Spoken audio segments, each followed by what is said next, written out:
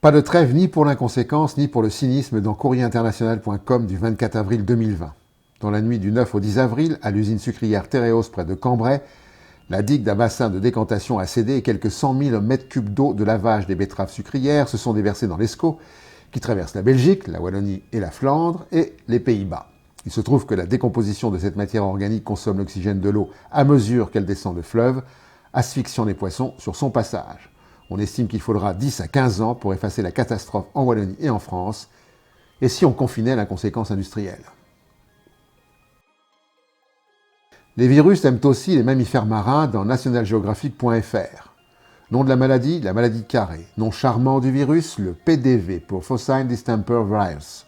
Population touchée, les mammifères marins entre autres. Syndrome de la maladie, difficultés respiratoires, décharge nasale et oculaire, fièvre, nage erratique.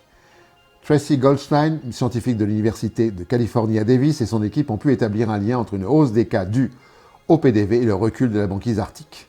Sean Johnson, vice-président de la médecine vétérinaire au Centre des mammifères marins de Sausalito en Californie, indique que l'Arctique pourrait agir comme un bouillon de culture pour la transmission de la maladie. En plus de la maladie carrée, Sean Johnson ajoute que d'autres maladies sont sous surveillance, dont les cas sont également à la hausse en raison du changement climatique. La leptospirose, une bactérie transmissible de l'animal à l'homme, est de plus en plus répandue, tout comme le phénomène d'efflorescence algale qui infecte les poissons avec une toxine provoquant des lésions cérébrales chez les mammifères marins. Bref, dans les années à venir, les virus seront rois. Le Nil en phase de décomposition dans goodplanet.info du 20 mars 2020. Le Nil, fleuve africain majeur, 6600 km de long, à bassin de plus de 3 millions de kilomètres carrés, soit 10% de la superficie du continent africain, et traverse 11 pays, Burundi, République démocratique du Congo, Égypte, Éthiopie, Érythrée, Kenya, Ouganda, Rwanda, Soudan du Sud, Soudan et Tanzanie. Ces eaux sont une ressource essentielle pour plus de 500 millions d'habitants du nord-est africain. Or, selon l'ONU, ces régions devraient faire face à une pénurie d'eau d'ici à 2025.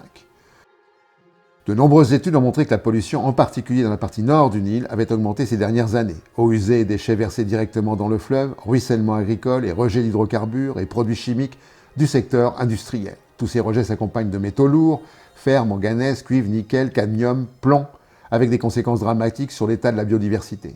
En Égypte, environ 150 millions de tonnes de déchets industriels finissent dans le Nil chaque année, selon un rapport de l'Agence publique environnementale de 2018. Dans le même temps, dans tout le bassin du Nil, le réchauffement climatique entraîne une hausse sensible des saisons chaudes et sèches et aussi, épisodiquement, de plus fortes pluies.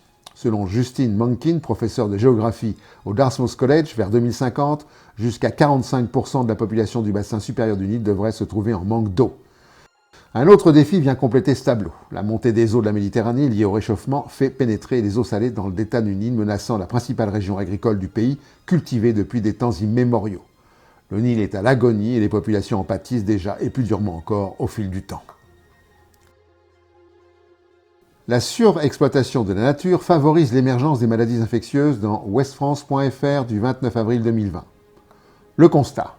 Les zoonoses, maladies infectieuses qui se transmettent entre les espèces de vertébrés, dont l'homme, apparaissent à un rythme sans précédent dans le monde. Une seule espèce est responsable de la pandémie de Covid-19, la nôtre, alarment les 4 présidents de l'IPBES, spécialistes du vivant.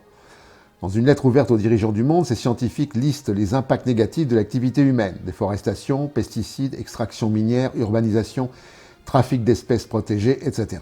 À ce rythme, plus d'1 million d'espèces de plantes et d'animaux disparaîtront de la surface de la Terre ou du fond des océans ces prochaines décennies. Or, selon Serge Morand du CNRS, notre santé est fondamentalement liée à la santé des écosystèmes, à la diversité du vivant. Il ne reste que 2% de vertébrés sauvages sur Terre, le reste c'est du bétail, des animaux domestiques. Nous sommes passés de 4 milliards de poulets en 1960 à 25 milliards en 2007. Un virus passe très rarement de son hôte sauvage, comme la chauve-souris à l'humain. Il lui faut un animal passerelle, plus proche de l'homme, un animal domestiqué donc. Le meilleur exemple, c'est la grippe porcine H1N1 qui a démarré dans une méga-ferme mexicaine en 2009, ou le virus Nipah en Malaisie en 1990, où les chauves-souris, dont l'habitat a été détruit pour la production d'huile de palme, se sont rapprochés des cochons destinés à l'exportation à Singapour. En fait, plus nous détruisons les habitats des animaux sauvages, plus ceux-ci se rapprochent de nous et sont susceptibles de transmettre des virus, souvent inconnus, par l'intermédiaire des animaux domestiques. On ne voit pas cette spirale mortelle s'arrêter dans le court terme. Le pôle Nord sans glace, c'est possible d'ici 2025 dans futurascience.com du 26 avril 2020.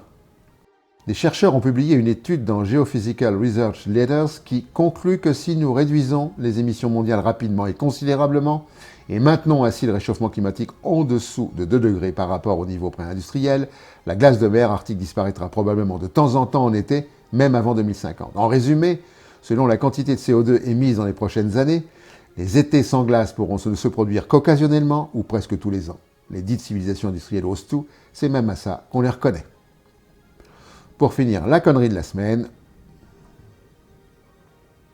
À la prochaine fois.